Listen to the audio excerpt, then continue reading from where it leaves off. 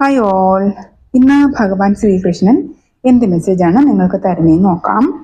നമുക്ക് ഇവിടെ ഫസ്റ്റ് കിട്ടിയിരിക്കുന്ന കാർഡ് റെസ്പെക്റ്റ് ആണ്. നിങ്ങളുടെ സർവ്വ ഗുരുക്കന്മാരോടും ബഹുമാനം കാണിക്കുക, സ്മരിക്കുക എന്നാണ് ഫസ്റ്റ് മെസ്സേജ് ഇവിടെ കിട്ടിയിരിക്കുന്നത്. നിങ്ങളുടെ ഈ ജീവിതയാത്രയിൽ നിങ്ങളെ പഠിപ്പിച്ചിട്ടുള്ള എല്ലാ ഗുരുനാഥന്മാരെയും ബഹുമാനിക്കുക, പ്രാർത്ഥിക്കുക.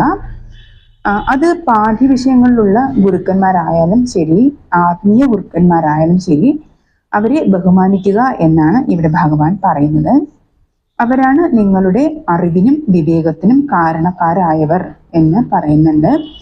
വഴികാട്ടികളായ അവരിലൂടെയാണ് നിങ്ങൾ ഈ പാതയിൽ എത്തിയത് എന്നാണ് ഇവിടെ ഭഗവാൻ പറയുന്നത്.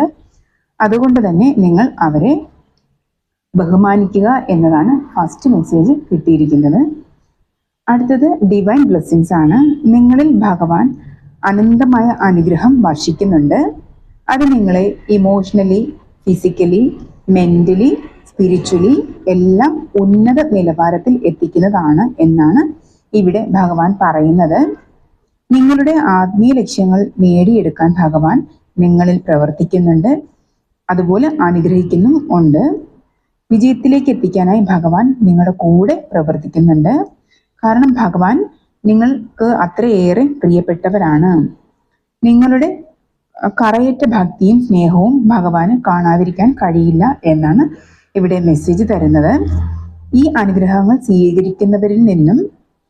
സ്വീകരിക്കുന്നതിന് നിങ്ങൾ തയ്യാറെടുക്കുക, ഭഗവാനെയും പ്രവർത്തനങ്ങളെയും വിശ്വസിക്കുക എന്നാണ് ഇവിടെ ഭഗവാൻ മെസ്സേജ് തരുന്നത്. പിന്നെ ask for God's grace and help. നിങ്ങൾക്ക് ഒരു സഹായം വേണ്ട സാഹചര്യത്തിലൂടെയാണ് ഇപ്പോൾ നിങ്ങൾ കടന്നു പോകുന്നുണ്ടെങ്കിൽ ഉറപ്പായും ഭഗവാനോട് സഹായം അഭ്യർത്ഥിക്കുക എന്നാണ് പറയുന്നത്. നിങ്ങളുടെ കൂടെ സദാ ഭഗവാൻ ഉണ്ട്, നിങ്ങൾക്ക് സംരക്ഷണം തരുന്നും ഉണ്ട്. എങ്കിലും നിങ്ങൾക്ക് ആ സഹായത്തിന് വേണ്ടി ആവശ്യപ്പെടാം എന്നാണ് ഇവിടെ ഭഗവാൻ പറയുന്നത്. നിങ്ങളുടെ എല്ലാ സങ്കടങ്ങളും ഭഗവാനിൽ അർപ്പിക്കുക, ശേഷം അപേക്ഷിക്കുക. നിങ്ങളുടെ അഭ്യർത്ഥന കൂടി ഉണ്ടെങ്കിലേ അതിന്മേൽ ഭഗവാന് പ്രവർത്തിക്കാൻ കഴിയൂ എന്നാണ് ഇവിടെ മെസ്സേജ് കിട്ടുന്നത്. ഈ ഗീതാ ഡെക്കിലെ കാർഡ് നോക്കിയപ്പോഴേക്കും സോഴ്സ് ഓഫ് എവ്രിതിങ് എന്നാണ് ഫസ്റ്റ് കാർഡ് കിട്ടിയത്. ഭഗവാനാണ് ഭൂമി, ജലം, അഗ്നി, വായു, ആകാശം, മനസ്സ്, ബുദ്ധി, അഹങ്കാരം എന്നീ സകല ഭൗതിക ഗുണങ്ങൾക്കും ഉറവിടം എന്നാണ് ഇവിടെ പറയുന്നത്. ഇവയെല്ലാം കൂടി ചേർന്നാണ് ഭഗവാൻ എന്നാണ് ഇവിടെ പറയുന്നത്. അപ്പോൾ സകല പക്ഷിമൃഗാദികളിലും കുടികൊള്ളുന്നത് ഭഗവാന്റെ തന്നെ അംശമാണ്. നിങ്ങൾ അതുകൊണ്ട് തന്നെ അഹിംസ പിന്തുടരുവാനും മിണ്ടാപ്രാണികളെ ഉപദ്രവിക്കാതിരിക്കുവാനുമാണ് ഇവിടെ ഭഗവാൻ പറയുന്നത്. ഒരു നേരത്തെ ആഹാരത്തിന് വേണ്ടി ഭഗവത് ചൈതന്യം കുടികൊള്ളുന്ന ഈ സാധു മൃഗങ്ങളെ കൊല്ലരുത് എന്ന് ഭഗവാൻ പറയുന്നുണ്ട്. മാംസാഹാരം വർജിച്ച് സസ്യാഹാരം പിന്തുടരുക എന്നാണ് ഇവിടെ ഭഗവാൻ പറയുന്നത്.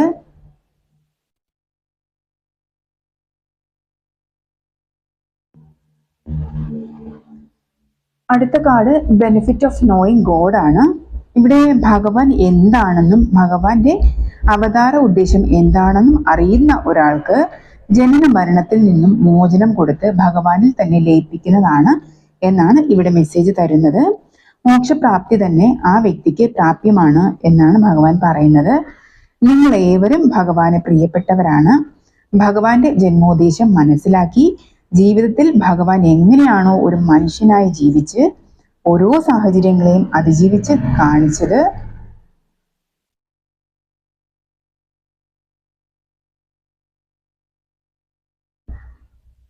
അതുപോലെ ഓരോരുത്തരും ധർമ്മത്തിലും കർമ്മത്തിലും പ്രാധാന്യം കൊടുത്ത് ജീവിക്കുക എന്നാണ് ഇവിടെ ഭഗവാൻ മെസ്സേജ് തരുന്നത്. അടുത്തത് പീസ് ഓഫ് ഫോർമുലയാണ് അടുത്ത കാർഡ്. അതായത് ഈ ലോകത്തിൽ ജീവിക്കണമെങ്കിൽ നമ്മൾ പല സാഹചര്യങ്ങളെയും പരീക്ഷണങ്ങളെയും നേരിടേണ്ടി വരും. ഒരാൾക്ക് എങ്ങനെയുള്ള ജീവിതം കിട്ടണമെന്നുള്ളത് തീരുമാനിക്കുന്നത് അവനവൻ ചെയ്യുന്ന കർമ്മങ്ങൾക്ക് അനുസരണമായിട്ടാണ്.